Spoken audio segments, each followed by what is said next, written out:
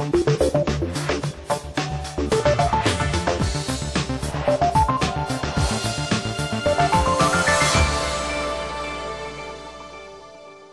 and welcome to the programme. I'm Nima Abuwardi. We're at the theatre at Dubai's Souk Medina Jumeirah. It's one of the few places in this city where you can shop, dine and enjoy a spot of theatre. And later in the programme we're looking at the business of show business. Are seats being filled and is money being made? Also coming up this week, what goes up must come down. But what about the waste it creates? We're looking at the growing business in recycling bricks and mortar. And this week I'm in Abu Dhabi finding out how one firm here is using rather unconventional methods to teach people how to become true leaders. And dialing into the region, why the online phone company Skype is setting up here even though its website is banned in many countries.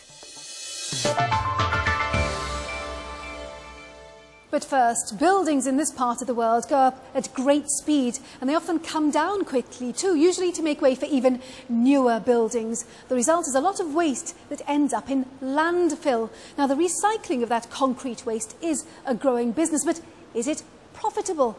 Katie Watson has been finding out. Quarrying for building materials in the mountains of the Eastern Emirates. It's here that a lot of rock is extracted and crushed for new building developments across the country. But taking raw materials from these mountains does have its consequences.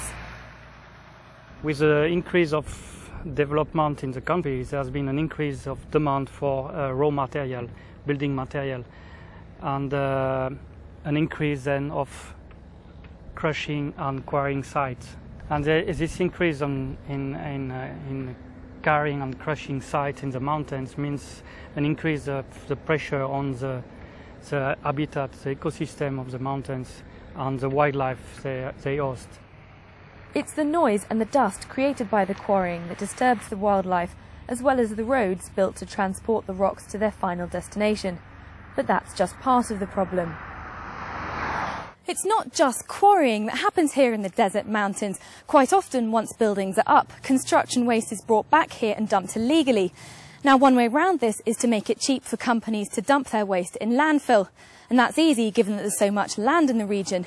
But now governments are trying to find more environmentally friendly ways of dealing with construction waste. This is one option, a new recycling plant designed to take in all the rubble from demolished buildings in Abu Dhabi. It's not the first emirate to start recycling building waste, but it is one of the only ones that's continued to develop even in the downturn. It's knocking down old buildings and putting new ones up at great speed. And with more than half the emirate's waste coming from building, that's huge potential for recycling. 5,000 tonnes of waste are brought here and processed at this site every day. Behind me is just one day's load. And eventually they'll be ground down to bits of rock like this to be used in the region for roads, drainage and pipelines. The broken down rubble costs just under $10 a tonne, and the Abu Dhabi government buys most of it to help build its new roads.